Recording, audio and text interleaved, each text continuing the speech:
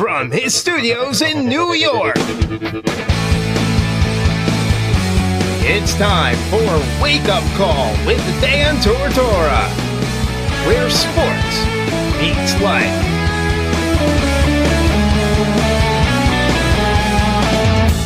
Here's your host, Dan Tortora. Welcome on here to Wake Up Call with Dan Tortora on mixlr.com/wakeupcalldt and on wakeupcalldt.com. Papa Joe is first on the docket here today to speak on a bunch of different topics, so let's bring him into the show from sunny old Florida. PJ, how we doing? Good morning, Daniel. Very good. Nice and beautiful down here, as usual. Yeah, you know, I hear that the weather is nice, and you know that Florida is my second home, and it's a second home of the show, and so Florida means so very much to me as a second home in general and a second hub of Wake Up Call with Dan Tortora. So just make sure that you keep it nice for me, keep it pristine, because I'll be down there soon. Yeah, your room is ready to go, bud. And, you know, I mean, being down in Florida, enjoying the weather right now, as it turns to the 60s up here, up north, it's finally starting to be the 50s and the 60s that we have anticipated. It's supposed to be how many degrees down there today? It'll be 90 today. 90 degrees. And what are you working on today? Actually, I'm going to finish another project on one of my cars. My 57 Chevy needs a little bit of attention.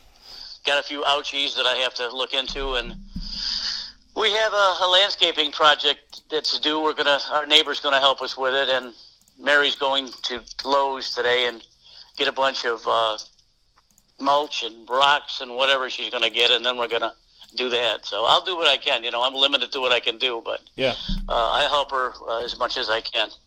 That coming from Papa Joe this morning inside of Papa Joe's Picks. We're talking about the pigskin, college and professional football here this morning and every Thursday morning from 9 a.m. to 10 a.m. Eastern Time with PJ. So Papa Joe, Syracuse is off this week. They're 3-2.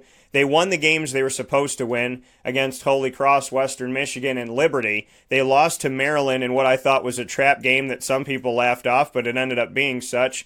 And then on the other side of that, they lost, or I should say in the other game, they lost to Clemson, the team that is the number one ranked team in the nation. That's now the number two ranked team in the nation after a close win by 1 point over North Carolina. So, you know, Syracuse beating the teams you're supposed to beat, not doing well against Maryland, that was a game that could go either way, and then losing to a team that most people lose to. Where would you say that Syracuse football is at when they're only beating the teams that they're expected to beat? Well, I have to say I'm embarrassed actually at first when Maryland played Penn State this last week, and I actually thought that Maryland could hang with them, and they absolutely got destroyed. Yeah.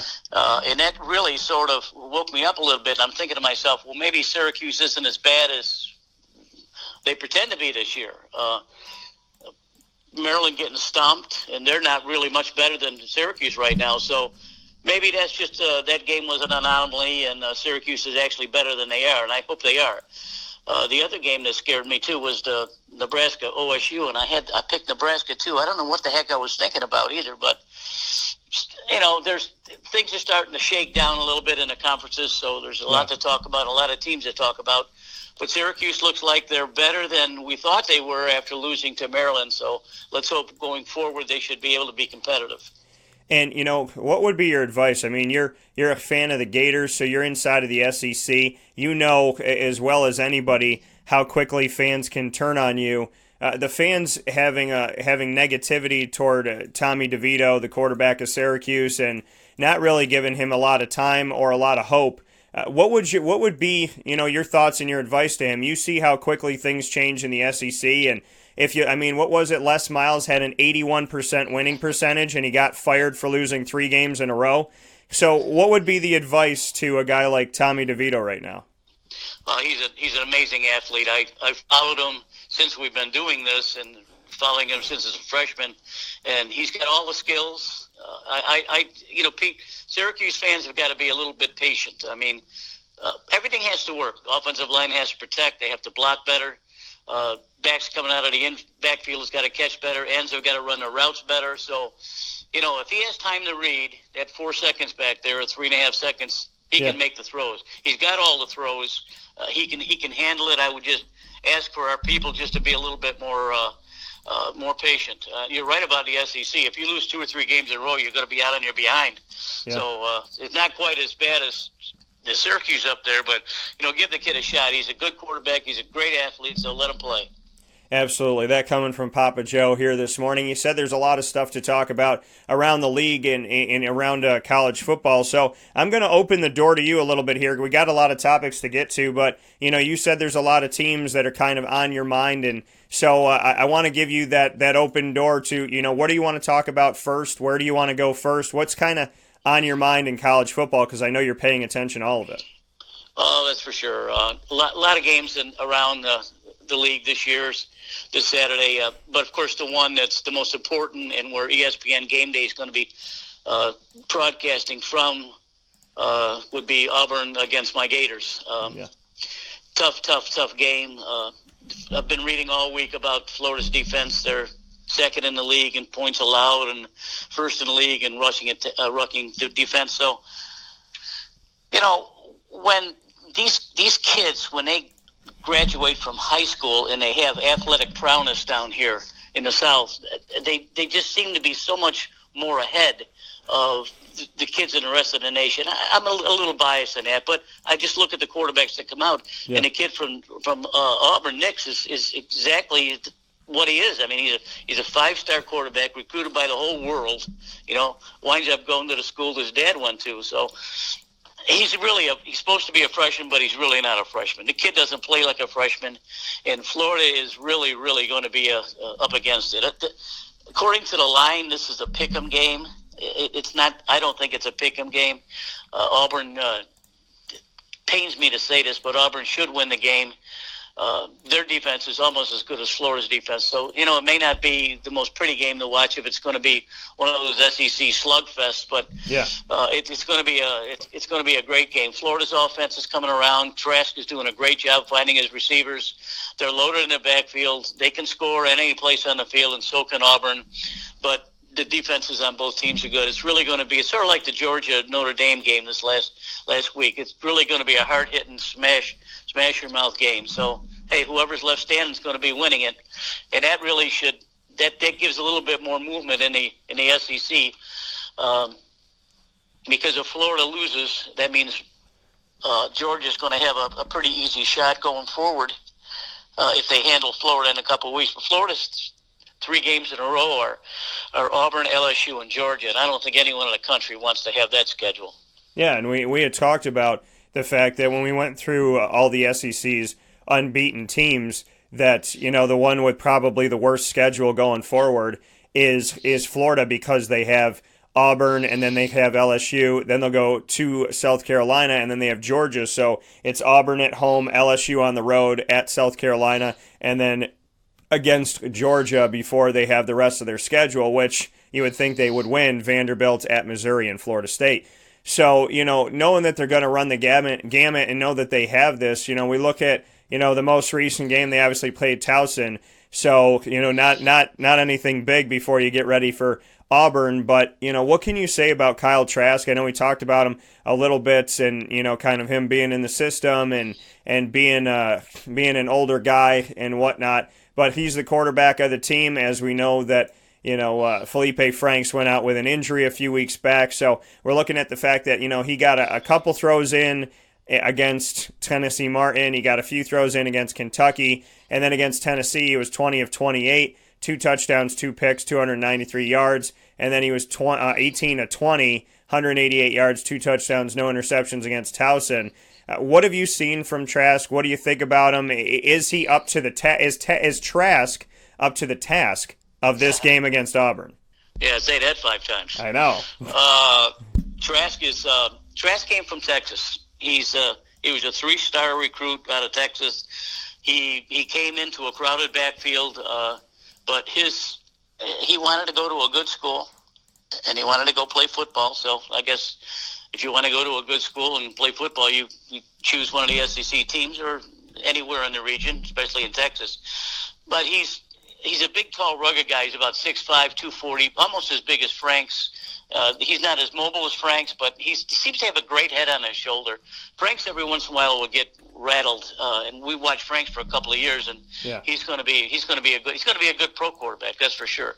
But Trask can he knows the offense. He's no dummy. He knows that his time has come, and he's waited for it. He could have, redshirted and go here and go there. He's already graduated. He's already graduated, so he didn't want to go anywhere. He wanted to stay at Florida, and all of a sudden, here he is master's earning mode, and he's starting for the University of Florida. So he can deliver.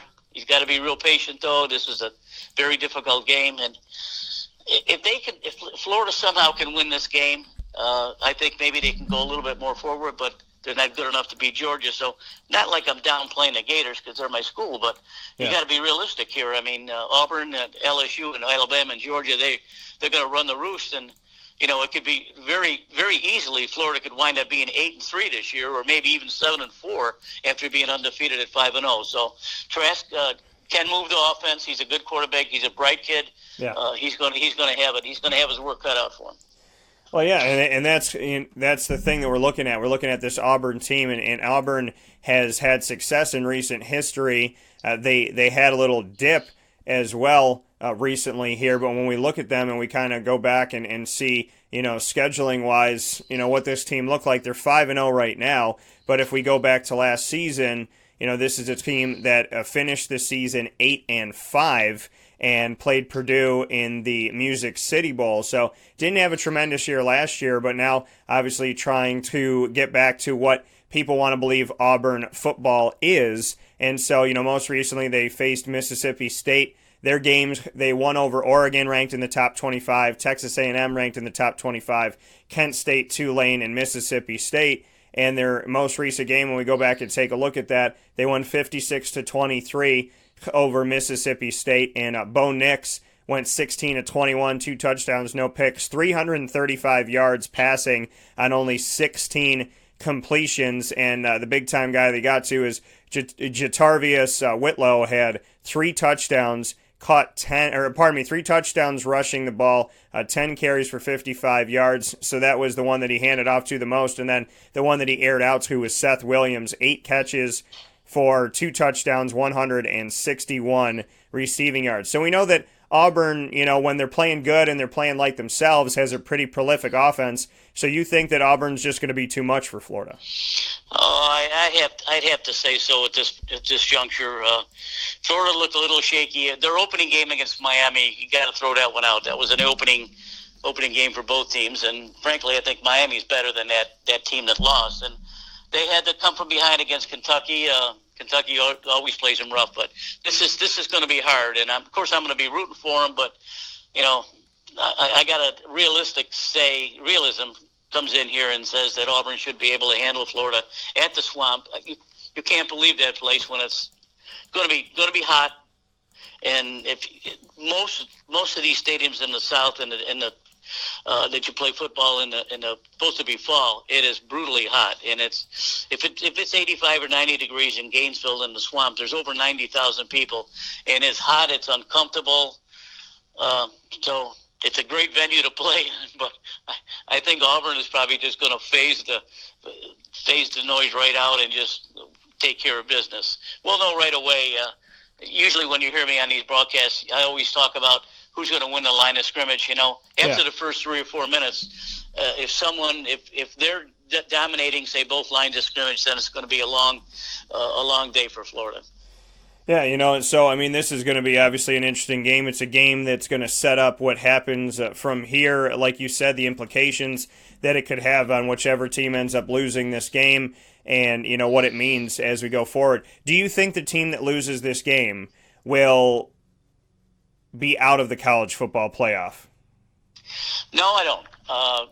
I think the same thing is going to happen that happened the last couple of years, I think, is that there's going to be 2 teams from the SEC that are going to make it in.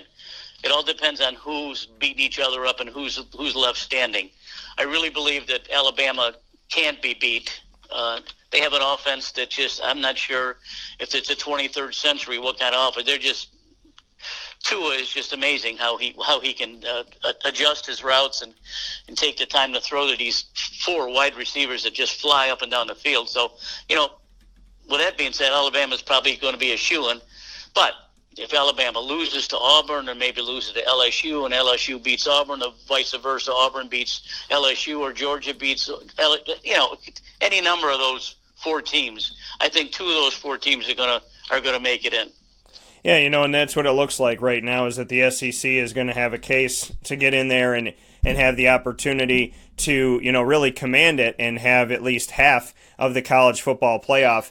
Do you think at this point, that something could change in the sense of the fact that, we're looking at a team, or we're looking at a bunch of teams in the SEC, we're looking at a conference that is, pushing to get as many teams in as they possibly can. I had brought this up before, and I wonder your thoughts on it. The fact that Alabama, and obviously somebody's not going to be after this week, but Alabama is unbeaten, so is Georgia, so is LSU, so is Auburn, so is Florida. They're all ranked in the nation's top 10 in the AP and the coaches poll. Is this a year that the SEC goes to the College Football Playoff Committee and says, listen, we have way too many teams and you don't have enough spaces, so we're going to have to change this? Because what I hear is, nothing can be changed, Dan, until 2036, and we like things the way that they are. But, everybody likes things the way that they are, and everybody likes status quo unless it doesn't serve them. And it looks like it's not going to serve the SEC this year. So could we see the SEC bang down the door of the College Football Playoff Committee and say, listen, you don't have enough spaces for us, so you're going to have to change this in the future? Well, it's a tough decision that the board has to make, and the other two teams are going to come from around the country, but we've talked about this in the last couple of years about maybe increasing the playoff to 6 teams or maybe have a wild card game, but no, I don't think that that's going to happen. I think that they're going to stay status quo and let the SEC blowhards keep blowing, but no, that's not going to happen. They're just going to have to earn their way in. The rest of the country is going to have to earn their way in. And when you do earn your way in, you're going to have to beat one of these teams. I mean, these 4 teams can beat anyone in the country, period, right now. So let's see where it shakes down. Florida's going to go a long way, and they play LSU, they play Georgia, and they play Auburn. So actually playing Florida is going to go a long way in these teams predicting where they're going to go. Well, and that's the thing, is if you look at the gamut, like we said, 3 of the next 4 games for Florida on their schedule are against Georgia and Auburn and LSU. I mean, they're going to have a very tough schedule. I would imagine that running that gamut and playing those 3 games in a 4-game stint, having those 3 teams in it, to have to face Auburn, then LSU, and then Georgia after South Carolina. If Florida somehow comes out of this thing with maybe 1 loss, then you're looking at the fact that they go through these games, and let's say between Auburn, LSU, and Georgia, they only lose to one of them.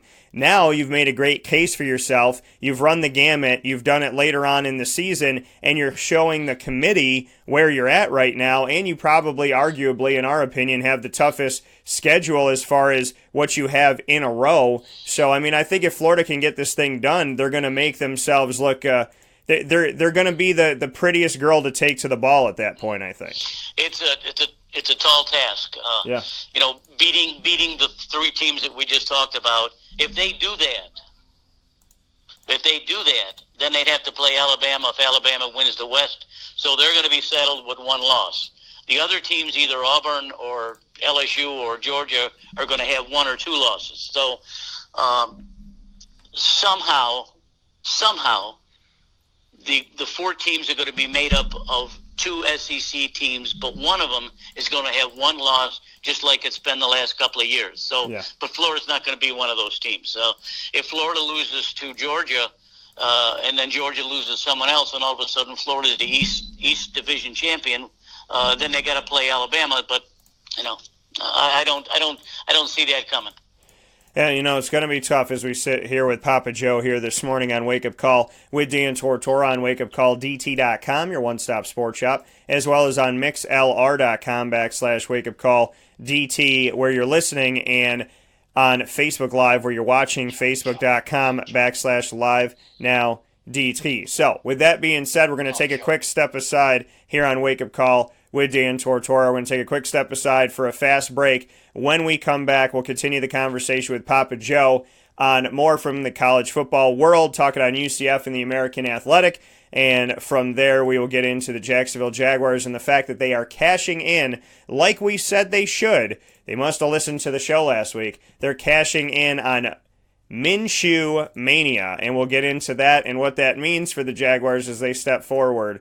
Here on Wake Up Call with Dan Tortora on wakeupcalldt.com, your one-stop sports shop. And on mixlr.com/wakeupcalldt. That's where you're listening. You're watching on facebook.com/live-now-DT. You look at that little ticker right there. Inside of the Charney's Menswear and Tuxedo Studios, you're hanging out with us. We're hanging out with you this morning, and we appreciate you being here. Mon Pa's Kettle Corn and Popcorn Factory brings you what's poppin'. And right now, what's poppin' is the conversation in the first hour of the broadcast with the man that they call PJ. That is Papa Joe, and he's hanging out with us inside of this Thursday edition of Wake Up Call with Dan Tortora, and every Thursday with us from 9 a.m. to 10 a.m. Eastern Time. We talked about Syracuse and Tommy DeVito, those Gators, and a little bit about the SEC, so it's time to get into UCF and the American.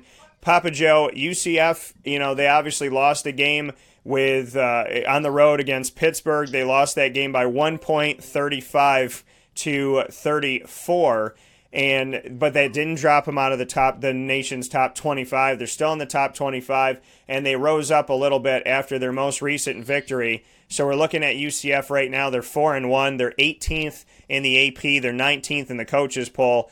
Any hopes for UCF in your mind? Any thoughts on UCF? I mean, I know they lost to Pittsburgh, which is kind of a middle-of-the-road, sometimes above average, sometimes below average team. But, they don't have any ranked teams on the rest of their schedule. If Cincinnati doesn't get ranked, then they're not going to play a ranked team here, and Cincinnati's coming up on October 4th. So that game's coming up very quickly here on Friday night, and obviously Cincinnati won't be ranked at the time, but, if they were to win, maybe they would be after, so that would work against UCF. Thoughts on UCF? 4-1. They're perennially strong. They won 25 games in a row. They've done tremendous things. They lost Coach Frost after winning every game, and they won every game with Josh Heupel all the way to the bowl game. So they found a way to have success where no college football team or any sports team really finds success when you change an entire coaching staff.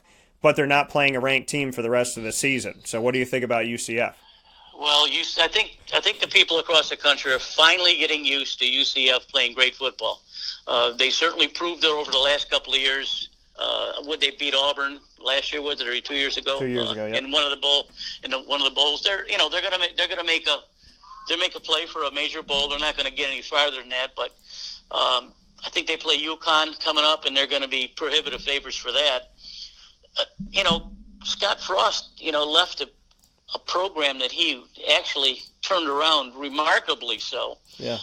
With a good quarterback who unfortunately was injured, but now Scott Frost is at his alma mater in Nebraska, and he's getting his behind beat just about every week. So he's probably thinking to himself, "What in the hell did I leave UCF for? My goodness!"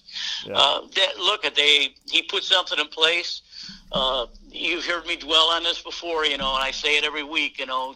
Besides Texas and Florida, those are the places that have a hotbed for recruits, and UCF is banging heads with Miami and FSU and so on, and they're getting these athletes to come to UCF, and it's great to watch them. It's great to watch them. I enjoy it. I think it's a great story, but they'll wind up playing a good bowl, and that's about it, though. Yeah, and that's the tough part of it. But in the future, they are looking to schedule some future matchups and some future games. And UCF has made some of these connections where they're going to be playing up against teams like they will be playing BYU, they will be playing Boise State. If we look at some of the games they have this year, they played Stanford and defeated them. They played Pittsburgh of the ACC, Stanford of the Pac-12. In 2020, they'll have North Carolina of the ACC and Georgia Tech as well. In 2021, they'll have Boise State, and they'll be on the road at Louisville. And then in 2022, Louisville and Georgia Tech. 2023 at Boise State and BYU. North Carolina will be back in 2025 and 2027, and they'll be at BYU in 2024. What can you say about that? I mean, do you like the fact, since North Carolina's been playing so well under Mac Brown, and Georgia Tech and Boise State and Louisville and BYU, is this enough? In Stanford, I mean, are these games going to be enough to showcase UCF and start to get them more in the conversation of the college football playoff? Probably not, but they'll remain in the top 25 no matter what the story is. Beating Stanford was a huge win. Boise State is also undefeated. These we say below major levels teams are just scary. I mean, their offenses are off the charts, and they can do so many things on the football field. UCF and Boise State, and they're just great teams to watch. But going forward, UCF can just hope to stay in the top 25. They'll get a good bowl. That's about as far as it goes, and unless the powers to be increases the playoff to 6 teams or something like that, we won't see UCF in any of the bowl games, any of the playoff games.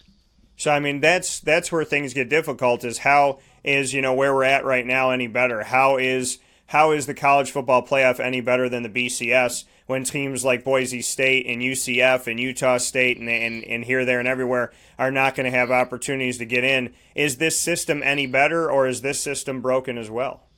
No, it's broken. It's going to be broken until they figure out what to do. And the rest of the country is going to be having a hissy fit too if 2 SEC teams get in again.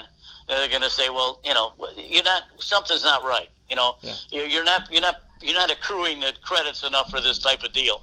They really have a lot on their plate, notwithstanding this play for pay stuff. But if they don't increase the playoffs to 6 teams or have a wild card with 5 teams or so, it's not going to go anywhere. Yeah, and that's the system that we're looking at right now, is the fact that teams like UCF and whatnot don't have a way in the door, and that's obviously going to affect things as we move forward here with Papa Joe on Wake Up Call with Dan Tortora. So the question becomes with, and this is something I thought of before, if there's the Power 5 and there's the Group of 5 and they're going to keep UCF and the American in the Group of 5, then do you almost say, okay, you know what, Power 5 teams, you have the college football playoff, Group of 5 teams, you have your own bracket as well, because if none of these schools are ever going to get in, what's the point? So, I mean, do you almost create, you have Division 1A and Division 1 AA, but do you almost make Division 1 AA, Division 1 AAA, and then have Division 1 AA be the Group of 5 with the American and all that? Because there has to come a point where these Group of 5 conferences are going to want to play in a college football playoff type of setting, but they're not getting that, and they may never get that, especially if the SEC plays that well. So do we need to have another break, another subdivision, and do it that way where these teams can actually have a postseason that matters? That's a good thought, and it's a good idea. Instead of going to a bowl, I guess what you're saying, yeah. Or maybe they have maybe they have the bowls below that, but it's a good thought. I don't know if you're hard pressed to come up with 4 teams though in the sub AAA, as you call it, other than Boise State and UCF every year, maybe Utah State and these other schools. But it could be a carrot that the teams could jump at. It's a good idea and a good thought. So maybe maybe you get a piece of that. Yeah, I mean, it just seems like where they're going right now. If these teams are never going to get opportunities and they're never going to have chances, you almost ask the question, why continue going down the same road? The definition of insanity is doing the same thing over and over again, expecting a different result. And where we stand right now is the fact that, teams like UCF are always left on the outside looking in. So are they going to have to continue to beat down the door, or are we going to have to form another system that actually cares about teams like UCF and Houston and South Florida and Memphis and Navy? Because there's good teams inside. I mean, SMU's ranked in the top 25. In recent history, SMU now, UCF throughout, as well as Houston, Navy, Memphis, USF, they've all been ranked in the nation's top 25. Just a couple seasons ago, 4 of them were ranked in the nation's top 25. So, I mean, the bow's got to break and something's got to give at some point, because the American Athletic Conference has talented players, and they do well in recruiting. They have talented players. They're in good regions in the country, and they're all over the country, and they have success, and they have good coaches. So, I would imagine that the bow's got to break somewhere. I think that's a good thought. And if anyone watched the UCF Memphis game, I don't think it was a couple of years ago, where they scored a million points and had 1 million yards. It was fun to watch. UCF and Boise really brings offense to the table, so it really would be exciting. It's a good idea and a good thought. Yeah, I mean, hopefully we get to see something at some point.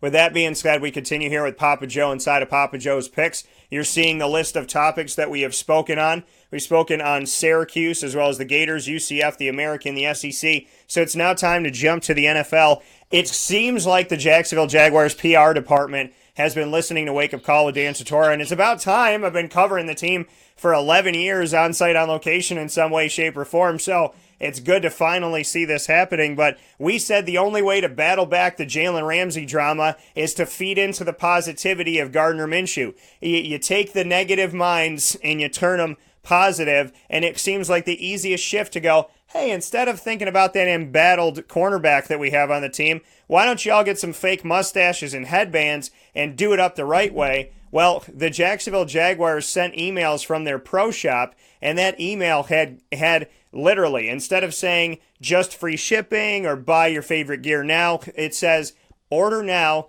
Gardner Minshew 2 gear, and it has a shirt of the silhouette of him, the headband, the hair, and the mustache, and the mustache and all the hair is in teal, and then they have the jersey. So they're now sending emails out to fans saying, hey, just buy the Gardner Minshew stuff.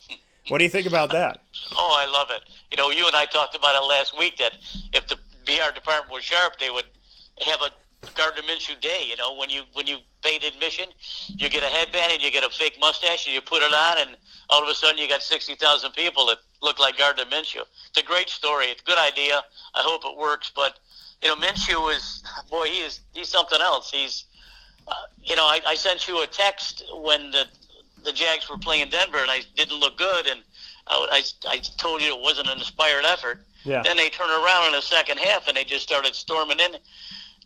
The kid makes plays.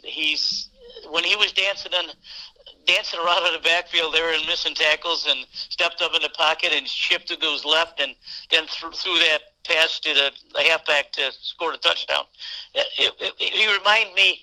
Maybe some of your readers don't know who Fran Tarkenton was, but Fran Tarkenton years ago started all this stuff when quarterbacks used to bounce outside the pocket. Yeah.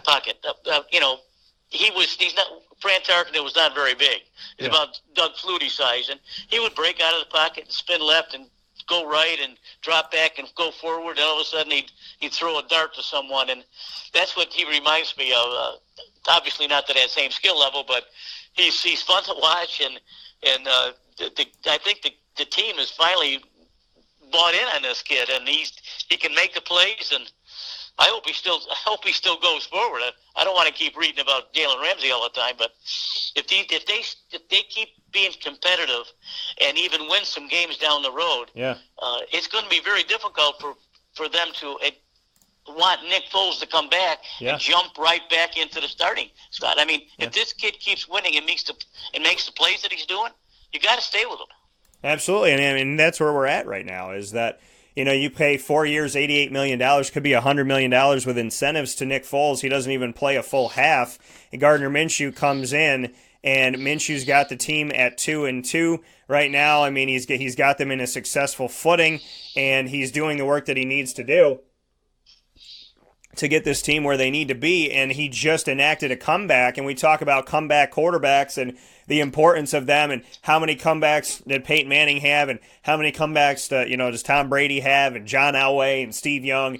And, and then we see that play where he threw the touchdown pass to Raquel Armstead, where he was able to hold on to the ball for 7.51 seconds, which is an eternity for a quarterback, and he was able to get through all the traffic, so people liken it to John Elway. Some say, Steve Young and whatnot. We knew that Gardner Minshew was talented. I had him when he was at East Carolina. You were following him when he went to Washington State because you have a lot of respect for Mike Leach and the gang over there. So you got to, we got to both kind of experience him or hear about him.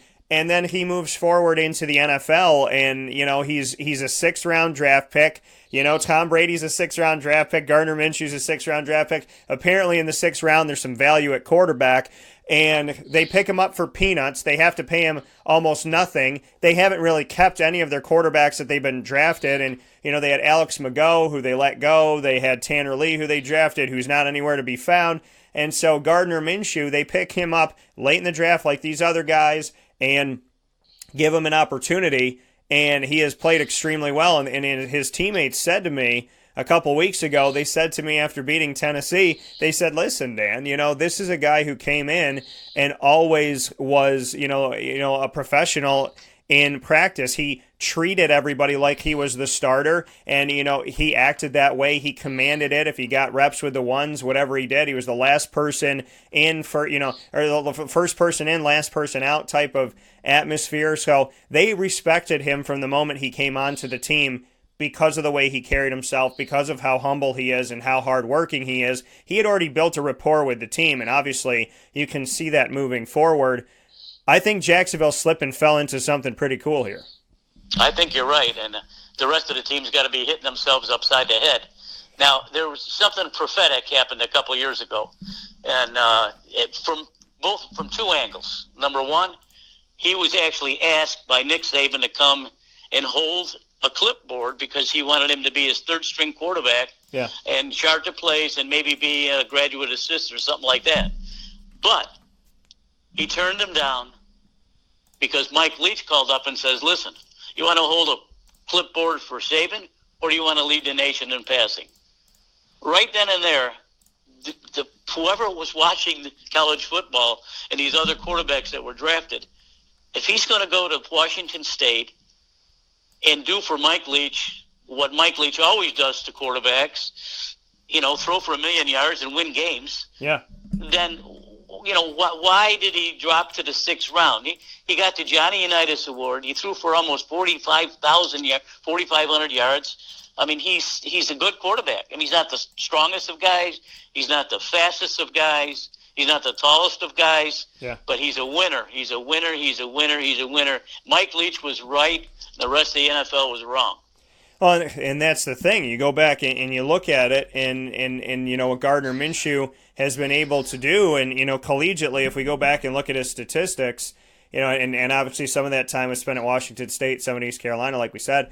At East Carolina, he had 119 completions on 202 attempts in 2016, just under 60% completion percentage, 1,347 yards, 8 touchdowns, 4 picks. In 2017 at East Carolina, 174 completions on 304 attempts, 57%, 2,140 yards, and he had 16 touchdowns and 7 interceptions. Then he balloons at Washington State, and obviously at East Carolina there was a lot of turmoil, there was a lot of losing, so you can't put all that on him. He goes to Washington State, and 468 completions are almost the same. If you add his attempts in 2016 and 17, it's 506. And then you look at his completions in 2018, it's 468. So almost, if you add his attempts of 2 years, that's almost his completions of 1 year at Washington. 468 completions, 662 attempts, 70.7% completion percentage, 4,779 yards, 38 touchdowns, and 9 interceptions. And this man gets drafted in the 6th round. Well, you said it right. It's very good. The rest of the NFL is kicking themselves. But eventually, there's quarterbacks that slip through the cracks. I'm going to give you one right now for next year.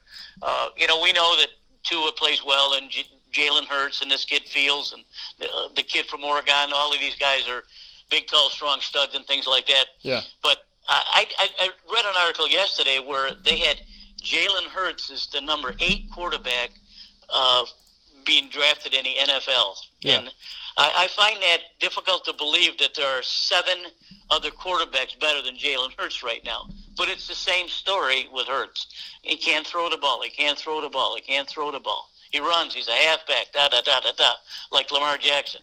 Lamar Jackson, good for running back, huh? Well, Hurts could be the same kind of deal. He could be the same kind of quarterback coming in. I don't know if he's going to get the kind of respect that he deserves, especially if he runs out and wins the Heisman. Yeah. Yeah, we look at it right now. I mean, Hurts at Alabama had a 62% completion percentage in 2016, 2,780 yards, 23 touchdowns, 9 picks passing, and then he had a 60% completion percentage, 2,081 yards, 17 touchdowns, 1 interception. Then at Alabama last year, with Tua ultimately taking over for good, 8 touchdowns, 2 interceptions is what he had, 765 yards. He left Alabama with a 72% completion percentage in his final season. And this season, 77.6% completion percentage, 66 of 85, 1,295 yards, 12 touchdowns to 1 interception already at Oklahoma as he stands right now as a senior quarterback. So, Jalen Hurts doing some good things out there, and obviously making people feel good in Oklahoma. And it's funny how sometimes all you got to do is change your jersey and people start to respect you or look at you more. Justin Fields at Ohio State, we're talking about, the same type of thing. So, it's amazing, but it's also a good thing, PJ, that because these quarterbacks did a little round robin and went all over the place, we get to see them all play instead of seeing them back each other up. Well, that's true. And he's going to be a good pro. I don't know what the NFL is thinking, because an NFL guy did this chart that I was reading. Yeah. And he does have to throw the ball better, but he's so prolific right now, and Oklahoma's offense is so good that he doesn't have to do a lot. I mean, it doesn't have to think a lot. He's got a great coach that's got a wonderful offensive mind, and he's just putting the ball in Hurts' hand and letting him do it. So I just hope he's not a 4th or 5th round pick. I think he deserves better than that.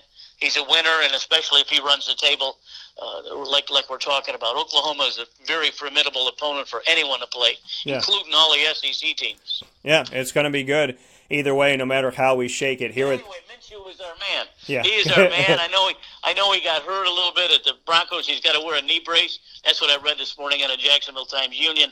He's got to wear a knee brace, but he's still moving around. Some of the players said that he's dropping back, making the throws that he wants to make. So the guys are waiting for him, and he's got to wear the brace, so he's going to play, and he'll give it his all. That's for sure.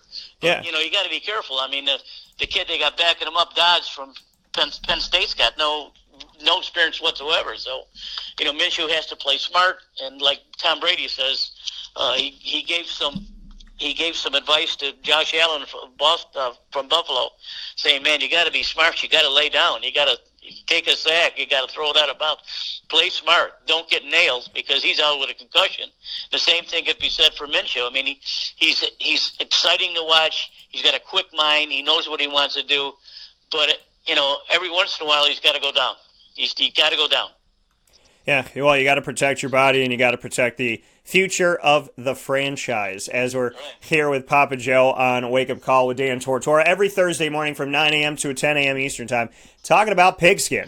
So as we do that, and as we get there, we got a few minutes left to go here. Before we make our picks, Pay for Play is up here right now. California, as of 2023, has approved the fact that athletes can get paid for endorsements and that they can hire agents as well. It's caused the country to fall somewhat into a frenzy right now. So I ask you the question, Papa Joe, what are your thoughts on this? There are so many different angles. I don't think it's concrete yes or concrete no. There's a lot of gray area here because the NCAA preaches that it's a not-for-profit organization, but they made $16 billion last year. So the question is, if they're making money off the backs of these players and only because of that, what do they do to right that ship and give something to the players? But if they give something to the players, then amateur status is dead as we know it. So how do we navigate the pay for play?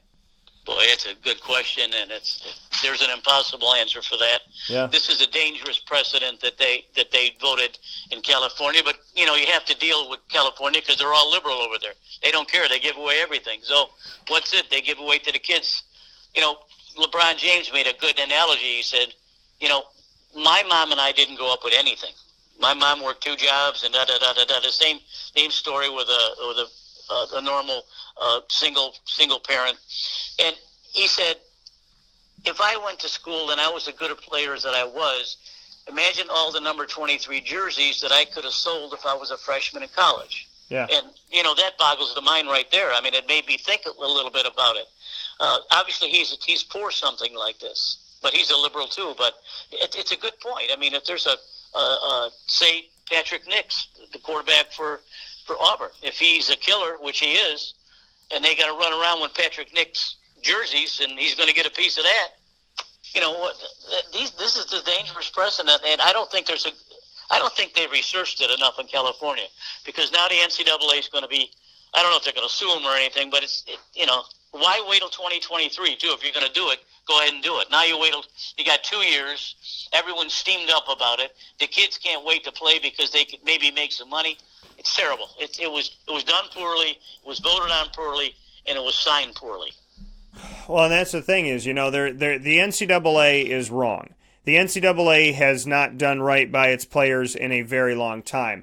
And if they had given some money for image and likeness, if they had said, you know what, if we're going to have these video games and we have your image and likeness, we'll give you a cut of that. We'll add it in your stipend, for school. We'll break it up between the months that you're there, or whatever it may be. If they had done that, then we could be talking about something different. If they had looked at the fact that, maybe, they could have, for every jersey sale, like if you're up here and you get a number 13 football jersey, everybody knows it's for Tommy DeVito. So if Tommy gets a cut of that, if there was a little bit here and a little bit there, if the NCAA decided to give a little bit and give a little bit and give a little bit and give a little bit, then we wouldn't be sitting here right now. But the fact of the matter is the NCAA has been greedy. They have given absolutely nothing. And so, I mean, yes, there's free educations, but the NCAA is not paying for the free educations. The free educations are coming from the schools. The schools are paying for that on their backs. So the question becomes now, what do you do with the NCAA that has been nothing but greedy, and they're being asked to move, and the athletes who have gotten $0 from everything that the NCAA has made off of them? The question becomes now, who moves first, and what do we do? Again, there's not an answer. There's not a good answer for it. I hope that saner heads prevail, and perhaps maybe California would understand what a huge mistake they've made, or maybe it'll make some other states wake up and say, well, maybe it's the right thing to do. I don't have an answer for you, Daniel, because I don't think there is an answer right now. But this is a poor result. If they did a lot of think tanking on this thing, they didn't do a good enough job, because it was rammed through the government, and now everyone's stuck with it. Now everyone's talking about it like we are, and they're going to continue to talk and read about it until cooler heads prevail. It's a terrible precedent, and there's no answer right now. Well, and the problem that arises from all of this is the fact that this is in California. So if California approves it, but North Carolina doesn't, and Ohio doesn't, and Pennsylvania doesn't, well, now, if I'm a football player and Penn State's recruiting me and UCLA's recruiting me, Penn State's got a better program right now than UCLA, but if I go to UCLA, I can make money. So now there's an unfair advantage. So now why wouldn't you go to Stanford and UCLA and Cal and USC? If those are the only schools that can get you paid, and those are the only schools that can get you an agent, then that's going to start turning people away from other universities, because you could go here and play on a good team, or you could go here and play on a team and make money. What do you think these kids are going to do? No, of course they're going to go to California. Right. The track runners are a good example of this. The track runners can make money. They can still have their amateur status and race around the world and get monies everywhere. But this is a whole different animal. This is entirely different. The track, there's not a lot of track athletes that actually make this kind of money, and you got to be elite to do that. But you're right. If the other states chip in and start doing this, then the kids have got to make a decision, and they're going to go to poorer teams because they can make some money. Then there's going to be jealousy for other players and other teams, and it's terrible. It's terrible. I don't even want to talk about it anymore. Well, I will spend the entire second hour of today's broadcast reading your comments and sifting through it and talking about it, folks. So fear not, we will discuss it. And as I was told yesterday by a friend of mine, Jimmer, he said, I don't think an hour on your show is going to do it justice. And I said, Jimmer, I'm pretty confident I'm going to be talking about this every week for the foreseeable future at some way, shape, or form, even if I'm just laying down a comment. So, yeah, you're right. With that being said, we get to our picks, PJ and I giving our picks to you. So Thursday night, there's Georgia Southern at South Alabama tonight, Temple at East Carolina. I'm going to skip to Friday, October 4th. UCF ranked in the top 20 in the country, 18 and 19 between the AP and the coaches respectively, and they're going to be at Cincinnati. Now, UCLA traveled to Cincinnati and lost. What do we have for this? UCF at Cincinnati. Who's going to win this game? Well, I like UCF. They're only a 4-point favorite, though, because Cincinnati looked good. Has looked good this year. But I think UCF's got a little bit too much firepower. Plus, they're playing at Cincinnati. So I think UCF covers the spread, and I think they win easily. I'm going to pick UCF in this game, but I do think it's a dangerous game. Cincinnati only looked bad against Ohio State, which I feel like other teams are going to do the same and follow suit. They lost 42-0. Outside of that, they took care of business with everybody else. So I think this is going to be an interesting game. I think Cincinnati is creating a nice little home, at Nippert Stadium, are creating a nice little home atmosphere to go up against. So, I don't think it's going to be easy for UCF. I think it's a prime time type of matchup, which it is. It's 8 p.m. Eastern time, Friday, October 4th on ESPN. I think it'll be good, and I am going to be paying attention to it by all stretches of the imagination. I'm going to be seeing our local teams, West Jenny and CNS, face off against each other because I know them both, and then I'm going to rush home to watch UCF at Cincinnati. Now, Saturday, October 5th, Utah State. They lost their entire staff to Texas Tech, but with the new staff, they've gone 3-1. Now, granted, they haven't played a ranked team. They only lost to Wake Forest, who's undefeated this season. They only lost to Wake by 3 points, 38-35. So we're looking at a 3-1 Utah State team going to Louisiana to face off against LSU in Death Valley. Any chance that Utah State, I think at least in the first half, they're going to make this interesting. Any chance they get an upset? No. All right. No. You don't want to go to Death Valley and think that you're important because you will be handed your behind in a very, very quick time. I don't. No, the answer is no.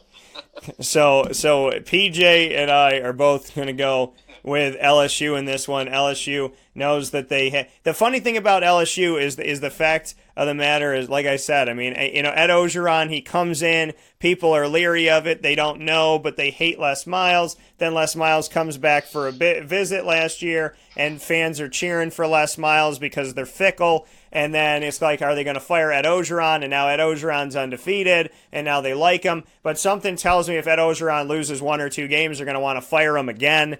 So, Ed O, who has connections back to Syracuse, once again, you got to have the stamina, and you got to have the mental fortitude and the toughness and a lot of faith and a lot of Jesus in your life to be a coach in the SEC. Well, that's true. Look at poor Bill Muschamp. He had a good winning record at Florida, and they throw him out. He goes to South Carolina. He's doing a decent job over there. Now he's losing. They're going to throw him out. You're right.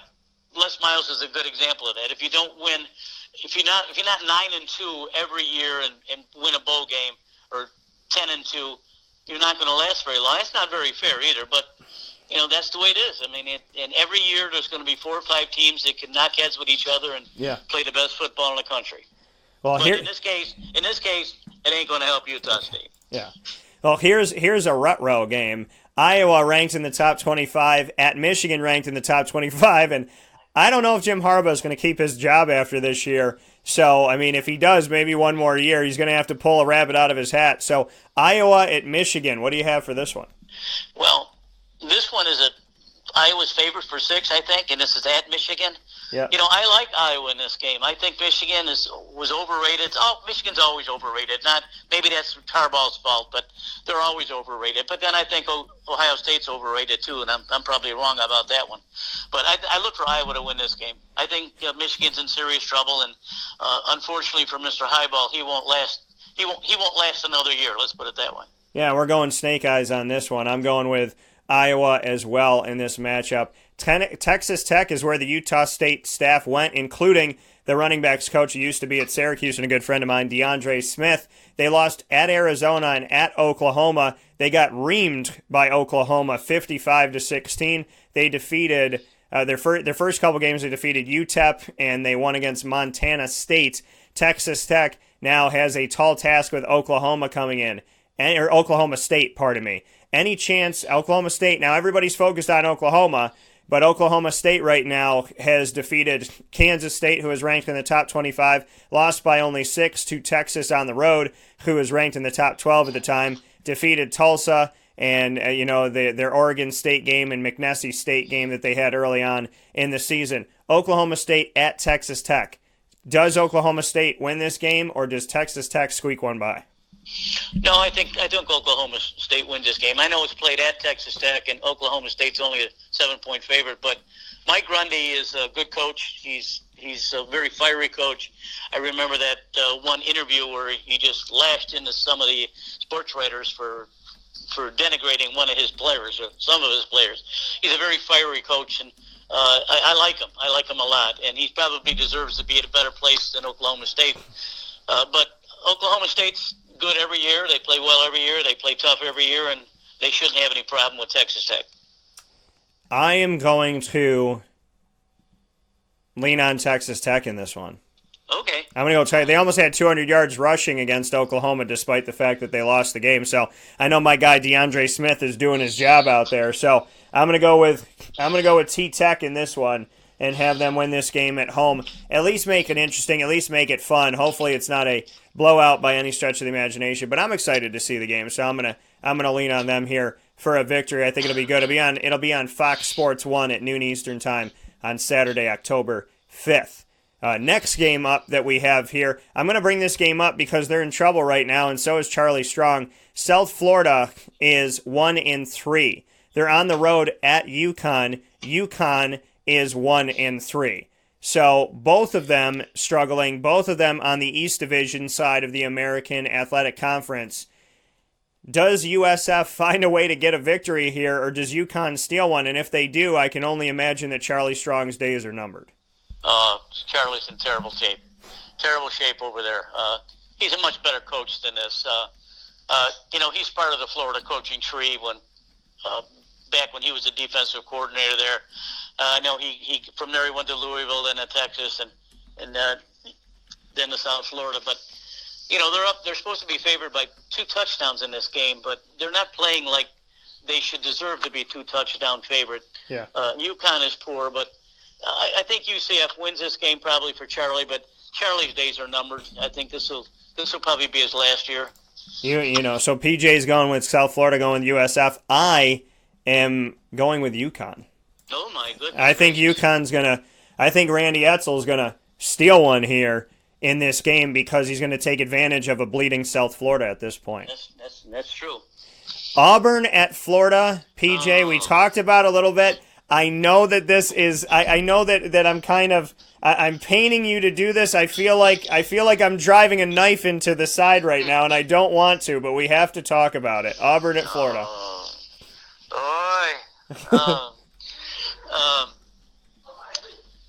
Well, I can only. My heart is with Florida, obviously. Class of '69, but Auburn is a better team. They're just too strong. It's supposed to be a pick'em game, like I said earlier. It's not going to be. I think Auburn wins. I think they win the line of scrimmage early, and they run and pass over Florida. I hate to say it, but I look for Auburn to win this game. And both teams are 5-0, and I think Auburn is going to be 6-0. I am sorry, PJ, but I do think Auburn's going to get this, and hopefully Florida can run the table from there because one loss will keep them in. the conversation as they go forward. But I'm gonna lean on Auburn in this one too. This one's a feel-good game for the country. Should be a game that people should pay attention to. I hope that you do. It's on CBS Sports Network at 3:30 p.m. Eastern Time this Saturday, October 5th. That is Air Force at Navy, two of the great representations of the protecting of our freedoms in this country and around the world. Air Force at Navy, what do you think about this? Oh, great game. And your man, Nate, what's his name again at Navy? I can't even pronounce it. Ken Niumatalolo. Well, I can't pronounce that. But anyway, it's supposed to be a pick'em game, and it should be a pick'em game. And I'm only picking Air Force because I like Air Force this year. I know they're playing at Navy, and it's a pick'em game, and your man is going to be raring to go. He's probably going to have an armada of ships there getting ready to blow Air Force out. But I like Air Force. I'm going to pick Navy in this one. It's been a little while since they looked good, and in this past season they were trying to get back right and right that ship, and Navy is 2-1 right now. They've only had to play 3 games so far this season, and they'll have Air Force, and they got a nice schedule coming up here, and they're definitely going to be tested, and I, as always, cannot wait, and it's always around the time I get my Christmas tree, and it's the day before my grandmother's celebratory birthday in heaven. G-Mama is December 15th. Army and Navy will play at Navy in Annapolis, Maryland on December 14th, so that must be the day that I got to get my Christmas tree. So right. I'll make sure that I do that day. Going to be fun. 2 teams that are not ranked in the top 25. The expectations of Virginia Tech were high when Justin Fuente came in. The team is now 2-2, and their quarterback Josh Jackson is playing for Maryland. On Miami's side of things right now, they're also 2-2. They lost a squeaker against Florida. They lost a squeaker against North Carolina, and then they defeated Bethune-Cookman in Central Michigan, as they should, but they barely defeated Central Michigan 17-12. What do you think about Virginia Tech and Miami? 2 teams that are 2-2, 2 teams in the Coastal Division of the ACC, and 2 teams that are desperately trying to save face right now. Oh, Fuentes is in a lot of trouble at Virginia Tech too. There was talk about yesterday. They're trying to put a package to buy him out. One of the pundits said how much they're going to owe, and several $1 million to buy him out. It's a tough game, but I think I said it earlier about Miami. Miami's not as bad as what they look like with Florida, just because it was the first game of the year. Yeah. I like Miami in this game, and I like Miami going forward. I think they're going to cause some problems in the ACC. They're going to be well coached, and I like them. Yeah, I like Miami in this game as well. I'm picking them to win. I think, it's growing pains. It takes a little bit of time for you to get on it, but I think that they're going to get there, and I think they're going to win this game. Justin Fuente, I have nothing but the utmost respect for, and I hope that they don't buy him out and give him some more time, as he's been dealing with injuries, which doesn't seem to be a big enough excuse, but it's a reality. And, Manny Diaz is doing his thing in Miami, and you know what, PJ? Miami deserves to have at least one team that's playing football, with the Dolphins taking the year off. They could probably beat the Dolphins in a scrimmage, for crying out loud. Well, you never want to believe that somebody's tanking, but the whole tanking for Tua. So, but they're going to suck so bad that I think they'll tank for Tua, and then they'll end up with probably Trevor Lawrence the next year too. So, who knows at this point? A couple more games we got to do here as we do Papa Joe's picks here on Wake Up Call with Dan Tortora. Michigan State barely in the nation's top 25. They're playing against Ohio State in the land of OHIO, Columbus, Ohio. What do you have for this one? Well, I suppose I'm going to have to watch Ohio State play one time this year. I'll probably watch this game. I go back to my Urban Meyer days. I don't like Ohio State because of him. But Ohio State's just a little too strong. I'd love to see Michigan State be competitive and maybe even beat them. But they're just... From what I've seen and what I've read, Ohio State just looks like maybe they're the real deal this year. So I may even have to have them in the Final Four, but I think they win this game. Yeah, I think as of right now, as it stands, Ohio State is in my Final Four. So I think Ohio State's, they got it rolling, they got it going, they got to keep feeling the flavor. SMU is going to be at home this week at 7:30 p.m. Eastern Time on ESPNU. They will face off against Tulsa.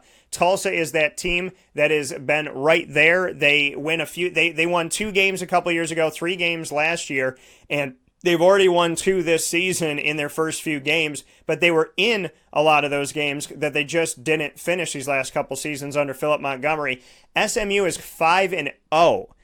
SMU has their best record since the year before they were given the death penalty, the only college football team to ever receive the death penalty. Sonny Dykes is in his second season at SMU, and I thought when Chad Morris left SMU, when he finally got him to a bowl game and then he went to Arkansas, jumped ship to the SEC, that this was going to be a team that could struggle. Instead, they've responded with a 5-0 record to start the season, including a win over the Big 12's TCU on the road at TCU.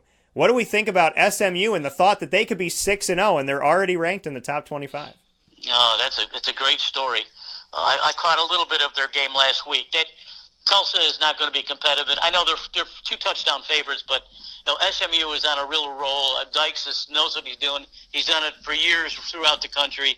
He's a good coach. He's a great recruiter, and he wins here at SMU. I'd like to see him stay at SMU if he doesn't go to a bigger job, but they could be competitive with Texas Tech and Texas and Oklahoma. So I like SMU here. I'm going with SMU as well. Let's see him get it done. Let's see him go 6-0. Last game that we have to talk about here, PJ, unless you have another one on your docket, is a team that played spoiler here in the past. And, a team that played spoiler because they were on the road to Washington State. California is going up against Oregon. California is 4-1. They defeated Washington at Washington 20-19 earlier on in the season. Oregon is one of the teams that I feel like nobody's talking about, yet they're leading the Pac-12, and they're 3-1 as well. The only loss that they have is to Auburn 27-21. They just won at Stanford recently. What are your thoughts on California at Oregon and the fact that Oregon is still the team that nobody's really talking about? They should, because they got the best quarterback in the country. Oregon's going to cause a lot of problems in that West Coast over there, and with the USCs and UCLAs and whoever. I think, California's favored by over almost 17 points here, but, Oregon is tough and strong. They got a great offense. I love the quarterback, and I think that they win easy here. Well, I'm going to go with California to spoil the party once again. All right. On the road. California, still unranked, but still trying to spoil the party. So PJ and I are even keel on all of these except for Oregon and Cal. We've gone separate ways on that one. Texas Tech and Oklahoma State, we've gone separate. USF he chose, and I chose UConn. And outside of that, we are together on every other pick. So with that being said, this is Week 6 of college football and Week 6 of Papa Joe's picks. PJ, as always, I appreciate the time on everything. Enjoy your weather, and I cannot wait to come down there, dance in Disney, and go swimming. Okay, I can't wait to. I got to listen to your second hour. I'm interested the way people are going to talk about this play for pay, so it'll be interesting. Yeah, there's going to be a lot of stuff coming up, so we definitely hope that you stay with us. Okay. All right, take care. Bye-bye. See ya. That coming once again from Papa Joe here inside of Wake Up Call with Dan Tortora. Papa Joe's picks right here with us every Thursday morning from 9 a.m. to 10 a.m. Eastern Time. Spent a little more time with us today, which I greatly appreciate. Papa Joe hanging out with us here this morning for a little bit longer. With that being said, we're going to take a step aside for a fast break. It is time for us to get to some of those great partners in Central and Upstate New York that proudly bring you their services all throughout the week. We don't just work with businesses in Central and Upstate New York. We work with people who care about the community and care about you. If they're on Wake Up Call with Dan Tortora, it's because I saw something there that I really, truly appreciate, believe in, and believe that these people care. When it comes to business and it comes to serving our Central New York and Upstate New York community, it's not good enough to just say, oh, these people sponsor the show. They're not called sponsors. They're called partners because partners work together. Sponsors, it's this and that, see you once a year, whatever. See you at the Christmas party. Partners work together every single month to make our community a better place.